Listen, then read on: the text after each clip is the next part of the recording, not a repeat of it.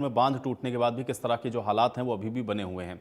इस बीच एक बड़ी खबर का रुख कर लेते हैं। जानकारी है चंडीगढ़ से, लेकिन मौसम विभाग ने जानकारी हरियाणा के लिए जारी की है। ये बड़ी खबर आप तक पहुंचा रहे हैं। तो हरियाणा में अगले 48 घंटे तक मानसून पूरी तरह से एक्टिव रहने वाला है और मौसम विभाग के निदेशक की ओर से जानकारी दी गई है।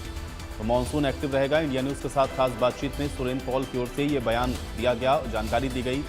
और हरियाणा के अंदर बारिश को लेकर के ऑरेंज अलर्ट भी है। तो अगले 48 घंटे बारिश का येलो अलर्ट है। कुछ इलाके ऐसे हैं जहां पर ऑरेंज अलर्ट भी जारी किया गया है।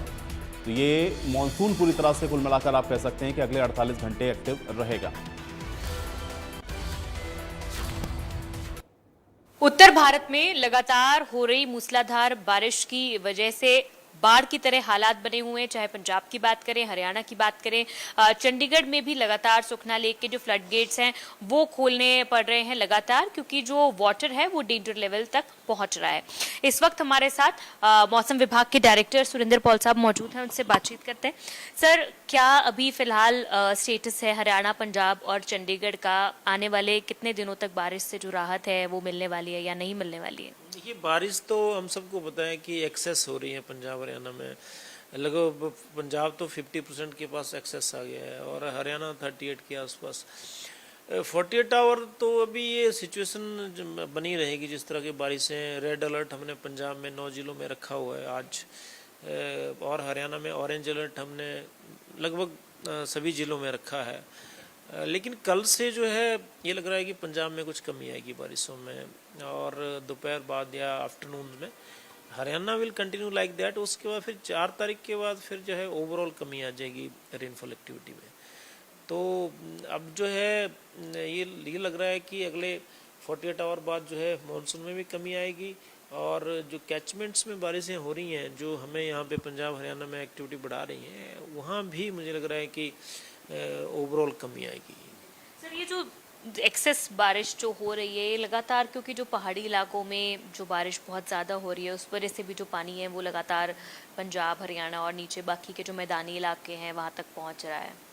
हाँ बिल्कुल, क्योंकि होता ये है कि पानी जो है अगर पंजाब हरियाणा में भी लगातार बारिशें, तेज़ बारिशें हो रही हैं और हिमाचल और ऊपर कैचमेंट में भी बारिशें हो रही हैं, तो और मुश्किल स्थिति हो जाती है। उसमें ये होता है कि एक तो यहाँ पानी हो रहा है इकट्ठा हमारे यहाँ पे, और दूसरे फिर ऊपर से अगर लगातार बारिशें वहाँ भी कंटिन्यूस हो रही हैं, रिजर्वर में पानी बढ़ेगा, फिर डैम्स में पानी आ जाएगा, और न केवल इतना, छोटे छोटे रिवलेट्स होते हैं वो भी उफान पे आ जाते हैं, और अल्टीमेटली पानी जो है फिर कहाँ आएगा? नीचे आएगा पानी।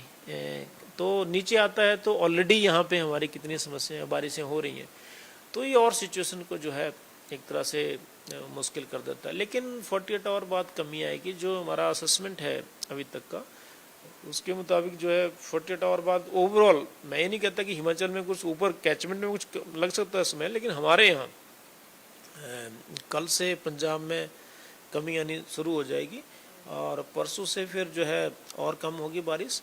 तो अब कुछ राहत के चांसेस हम लोगों को लग रहे हैं यहाँ पे कि कुछ रेनफॉल सबसाइड करेगा। सर, रेनफॉल इस बार जो हुई है इसने कई रिकॉर्ड भी जो हैं वो दर्ज किए हैं। क्या रिकॉर्ड्स हैं? कितने समय के जो रिकॉर्ड्स हैं वो इस बार की बारिशों ने? मानसून बड़ी अलग है, क्योंकि अगर मैं मानसून पिछले 33 ईयर से देख रहा हूँ, ये जो मानसून है बिल्कुल अलग है, क्योंकि इसमें कंटिन्यूटी बहुत ज़्यादा है। इस बार कोई ब्रेक मानसून जैसी स्थिति नहीं देखी हमने, और कंटिन्यूस होने के साथ साथ एक ये भी रहा कि जो हैवी रेनफॉल इवेंट्स हैं उसके एपिसोड बहुत ज़्यादा हैं इस साल। और सबसे इम्पोर्टेंट बात यह है कि जो मानसून फीचर इस साल रहे हैं वो शुरू से ही काफ़ी फेवरेबल हैं।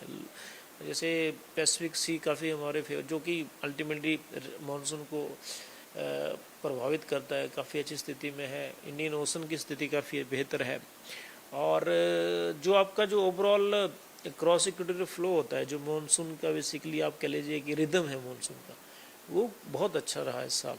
तो जी, हमने देखे इस बार बहुत ज़्यादा क्लाउड बर्स्ट की एक्टिविटीज़ हुई है, और न सिर्फ पहाड़ी इलाकों में बल्कि हमने मैदानी इलाकों में भी देखा कि बहुत क्लाउड बर्स्ट हुए हैं इस बार। हाँ, वही मैं कह रहा हूँ कि जो क्लाउड बर्स्ट बेसिकली तेज़ बारिश का ही नाम है उसको, और ये हर जगह होते हैं, मैदानी इलाकों में भी होते हैं, पहाड़ों में भी होते हैं। फ़र्क सिर्फ इतना है कि पहाड़ों में वही रेनफॉल जो है बहुत ज़्यादा नुकसान कर देती है, हमारे यहाँ उतना नहीं होता बिकॉज हमारे प्लेन्स है।